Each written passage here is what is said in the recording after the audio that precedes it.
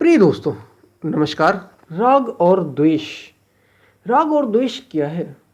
राग और द्वेष ये बड़ी दुर्जय शत्रु हैं। बड़ी दुर्जय यानी बड़ी कठिनाई से वश में होने वाली, बड़ी कठिनाई से जीते जाने वाले और शत्रु हैं। ये मित्र नहीं है, शत्रु है। हमारे ही मन के भीतर बैठे बड़े गहरे शत्रु। इसी पर हम वीडियो में बात करेंगे।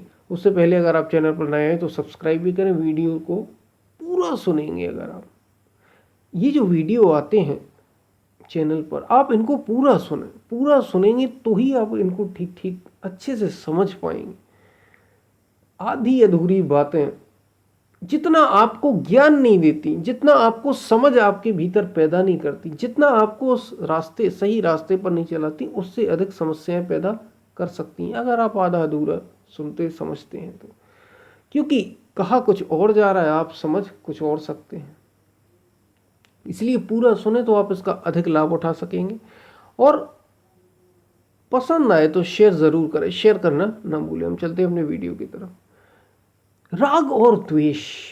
भगवान श्री कृष्ण गीता में अर्जुन को कह रहे हैं कि अर्जुन, मन में स्थित ये राग और द्वेष बड़े प्रबल शत्रु हैं तेरे, बड़े गहरे शत्रु। तू आत्मा को, तू सत्य को पाना चाहता है, सत्य का साक्षात्कार करना चाहता है, तो तुझे इन दो शत्रुओं पर, जैसे काम, क्रोध, लोभ, ये तीन शत्रु गिनाए, ऐसे ही ये जो राग और द्वेष हैं ये बड़े प्रबल शत्रु हैं, मन के भीतर बैठे थे। तो राग क्या?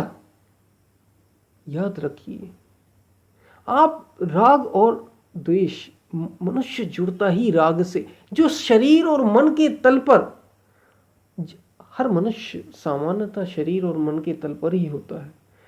शरीर और मन से ही किसी दूसरे से जुड़ता है, और जब आप दूसरे से शरीर और मन के तल पर जुड़ते हैं उसी को राग कहा जाता है, जो स्नेह हो जाता है जैसे कोई दूसरा। राग क्या? राग का मतलब पता है क्या है? आप किसी अपने से, वो आपकी सुनता है, वो आपकी बात करता है, आपका ध्यान रखता है, आप उससे जुड़े हुए हैं,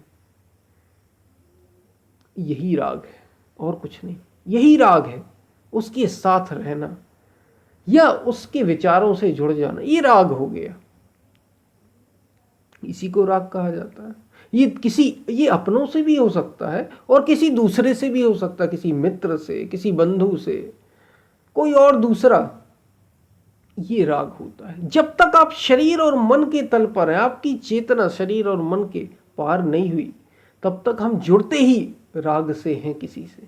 जो भी स्नेह, जिसको हम प्रेम कहें, प्यार कहें, चाहे वो पति पत्नी के बीच हो, भाई बहन के बीच हो, ये सब का सब राग है।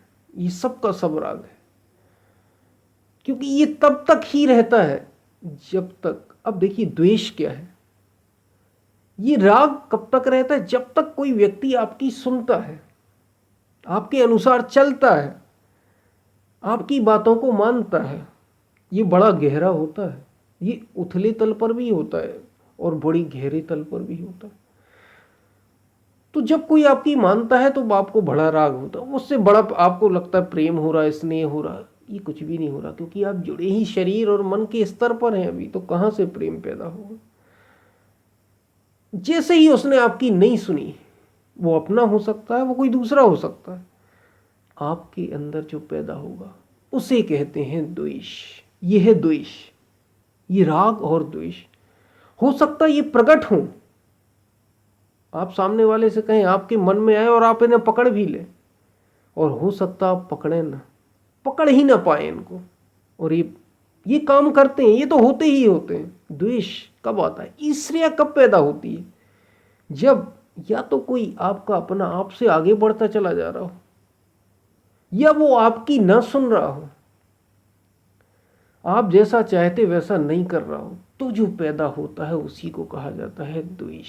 ये बड़ी प्रबल शत्रु, बड़े प्रबल शत्रु, मन के भीतर सूक्ष्म तल पर बैठे।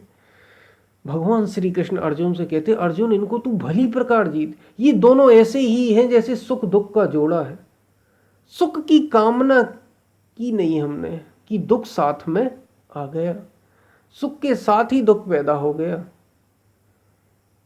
ऐसे ही राग और द्वेष है, या तो व्यक्ति राग, और देखिए हम जुड़ते ही दो चीजों से, या तो राग से या द्वेष। किसी से जुड़े आप तो राग होगा ही होगा, और किसी से, जहां आप जिससे जुड़े थे उससे थोड़ा भी गड़बड़ हुए तो द्वेष पैदा हो जाता है। कुल मिलाकर आप जुड़े हैं तो बंधन में ही, आप अलग नहीं रह पाए। इसलिए इनको जीत अर्जुन। तो भगवान श्री कृष्ण गीता में इसका जिक्र आ रहा है। राग और द्वेष बड़े प्रबल शत्रु, बड़े दुर्जय शत्रु हैं, मन के भीतर बैठे, सूक्ष्म हैं। इनको तुझे जीतना है, अपने को जानने के लिए, अपने को पूर्ण करने के लिए। तो ये राग और द्वेष की हमने बात की। राग और द्वेष मन के ही, जैसे काम, क्रोध, लोभ, ऐसे ही ये राग और द्वेष।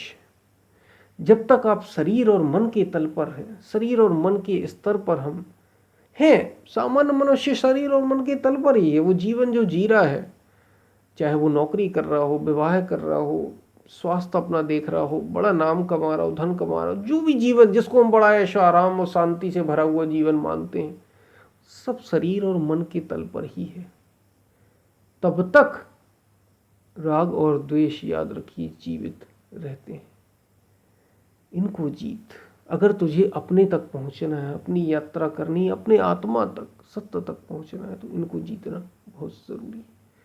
हम फिर मिलते हैं, तब तक के लिए धन्यवाद।